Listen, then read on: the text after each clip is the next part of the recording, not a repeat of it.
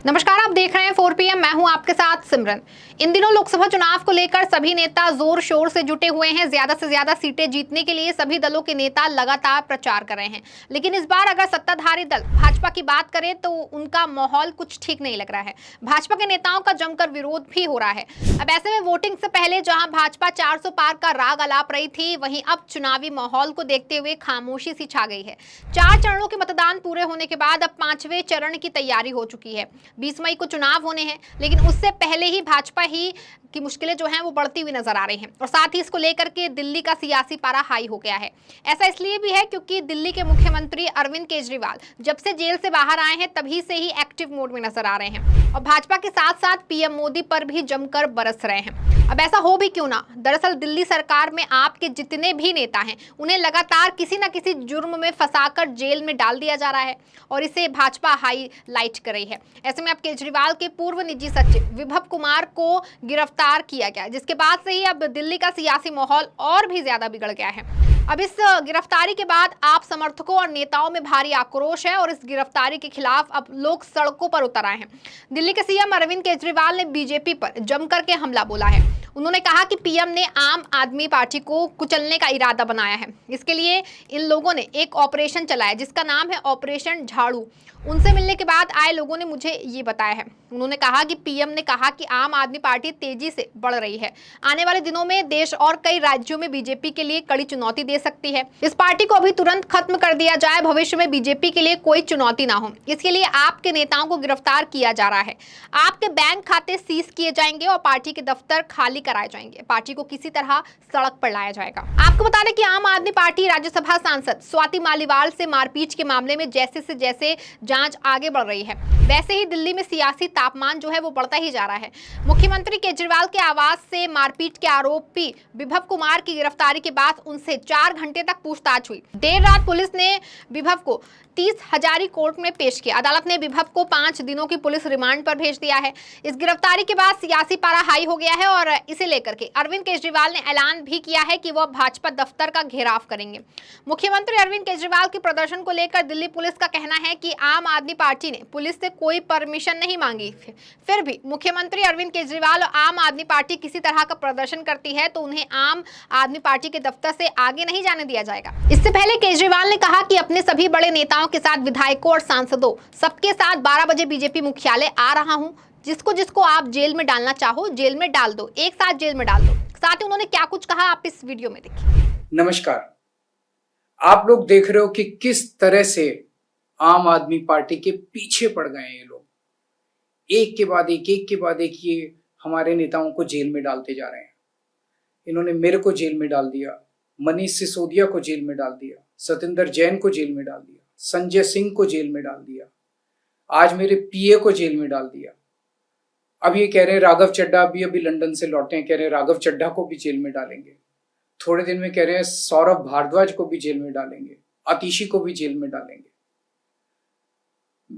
मैं ये सोच रहा था कि ये हम सब लोगों को जेल में क्यों डालना चाहते हैं, हमारा कसूर क्या है। हमारा कसूर ये है कि हमने दिल्ली के अंदर गरीब बच्चों के लिए अच्छी शिक्षा का इंतजाम किया, सरकारी स्कूल शानदार बनाए। ये नहीं बना सकते, इसलिए ये सरकारी स्कूल दिल्ली के रोकना चाहते हैं। हमारा कसूर ये है कि हमने दिल्ली के अंदर मोहल्ला क्लिनिक बनाए, सरकारी अस्पताल बनाए, लोगों के लिए फ्री दवाई का इंतजाम किया, अच्छे इलाज का इंतजाम किया। ये नहीं कर पा रहे, इसीलिए दिल्ली के अस्पतालों को और मोहल्ला क्लिनिक को और इलाज को रोकना चाहते हैं। हमारा कसूर ये है कि पहले दिल्ली में 10-10 घंटे बिजली के पावर कट लगते थे, हमने 24 घंटे बिजली कर दी।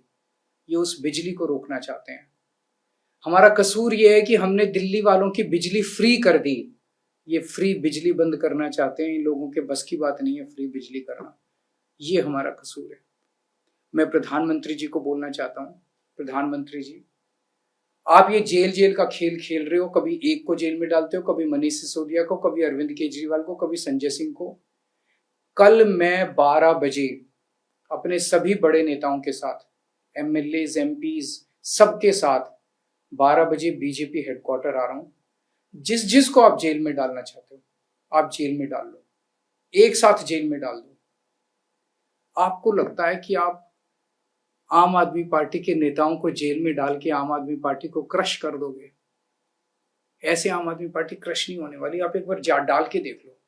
आम आदमी पार्टी एक विचार है जो पूरे देश के अंदर लोगों के दिल में चला गया है। जितने आप आम आदमी पार्टी के नेताओं को डालोगे जेल में, उससे 100 गुना नेता ये देश पैदा करेगा। कल 12 बजे मैं अपने सभी नेताओं के साथ बीजेपी हेडक्वार्टर आ रहा हूं। जिसको आपको जेल में डालना, आप जेल में डाल दो। अब ऐसे में आज दिल्ली के मुख्यमंत्री अरविंद केजरीवाल ने बीजेपी और पीएम नरेंद्र मोदी पर हमला बोला। उन्होंने कहा कि मिशन झाड़ू के तहत आप नेताओं पर एक्शन हो रहा है।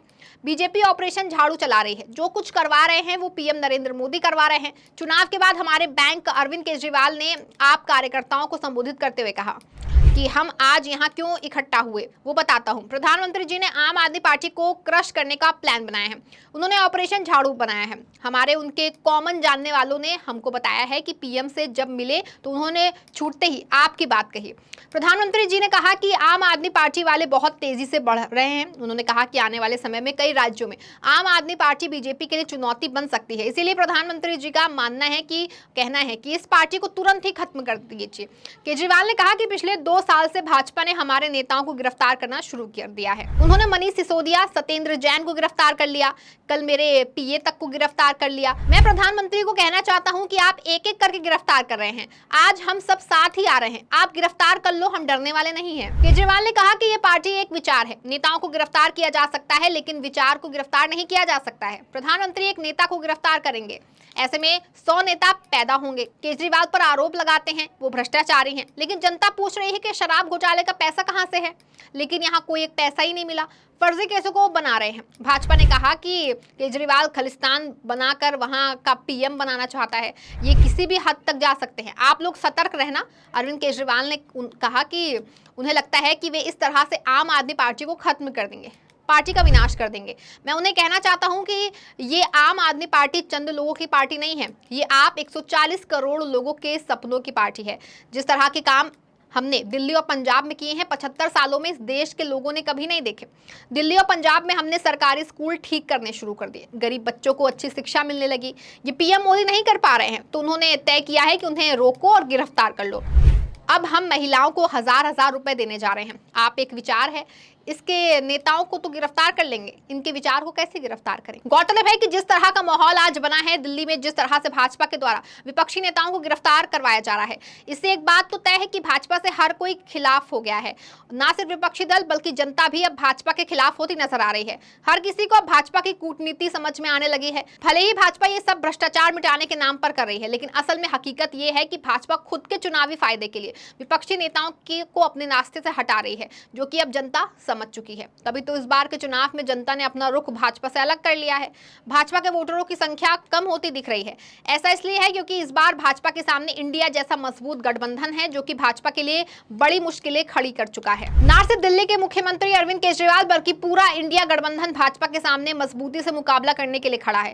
साउथ बेल्ट की अगर हम बात करें तो वो पहले से ही कांग्रेस का काफी मजबूत है। ऐसे में हिंदी बेल्ट में भी अगर ऐसे लोगों के बीच में भाजपा का ग्राफ गिरता रहा तो ये भाजपा के लिए काफी घातक साबित हो जाएगा।